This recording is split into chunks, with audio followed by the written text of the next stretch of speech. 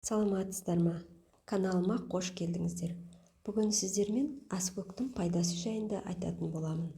Аскөктің тағамды дәмдендіргіш қасиеттермен қоса дәрілік қасиеті бар екенін біздің жыл санауымызға дейінгі адамдар жақсы білген. Оны көне Египетте бауыр сырқатын емдейтін дәрі деп қараған. Бұл бүгінде әлем халықтарының барлығында қолдан өсіріліп, күнделікті қажеттілерін өтейді. Аскөк 1 жылдық немесе 2 жылдық болып келеді. Оның биіктігі 1,5 метрге дейін жетеді. Жағдай талғамай, еккен орынға жақсы жерсініп бойлап өсе береді. Ол шатырша гүлділер тұқымдасына жатады.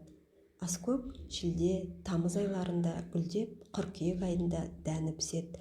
Тұқымның құрамында эфир майы 3%-ға дейін болады. Одан су, буын айдау арқылы басқа да май түрлерін өндіреді. Хош иісті аскөк дәндері дәстүрлі медицинада, косметологияда және ароматерапияда қолданылады. Бұл дәндердің артықшылығы қолжетімділігінде. Өзімізге маска, тұндырма дайындауға болады. Нәтижесі қымбат дәрілерден кем түспейді. Аскөк дәндерінің құрамында эфир майы көп мөлшерде кездеседі. Дәндерінде 6-5%-ға дейін болса, жапырақтарында 0,5%. Өсімдік құрамына кіретін алейн, линоль, пальмитан қышқылдары немесе атенол, альфа-ленен, фентон ішектің дұрыс жұмыс істеуіне әсер ететін емдік қасиет көрсетеді. Сонымен қатар аскөк тұқымының емдік құрамына кальций, селен, мырыш, темір, марганец, флавоноидтар, фосфор, А, В витаминдері, С дәрумендері мен мыс, ет және ПП витаминдері кіреді. Бай құрамы медицинада кеңінен қолдануға мүмкіндік береді. Олар седативті, тазарту, нығайту, бактерицидтік, диуретикалық, холеретикалық, бронхдилататор, паразитке қарсы, токсикозға жел айдайтын қасиетке ие. Аскөктен жасалған қоспа асқазан ішек жолдарына өте тиімді. Пайдалы микрофлораны қалпына келтіреді, спазмды босатады, ауырсынуды жеңілдетеді. Аскөктің пайдалы қасиеттерін талқыламас бұрын арнаға тіркеліп, қоңыраушаны басып қойыңыз.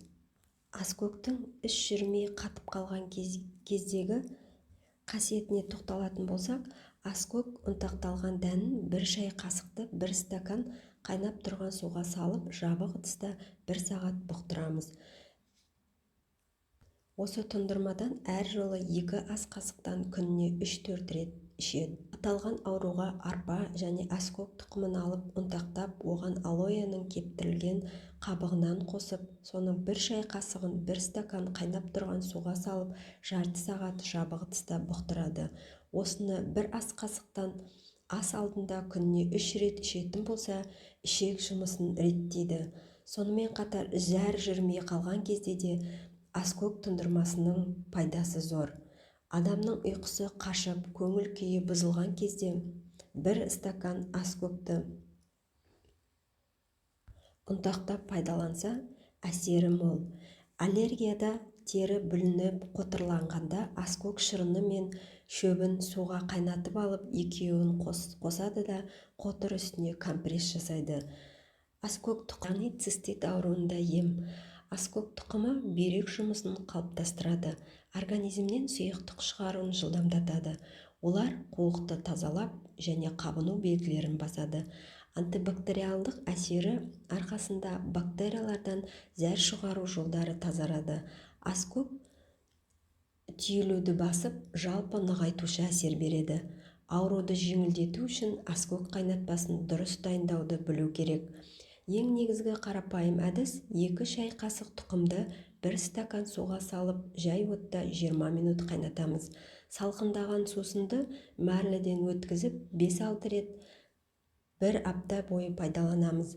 Маңызды тестетте аскөк тұқымы дәрігер еміне қосымша ем ретінде қолданылады.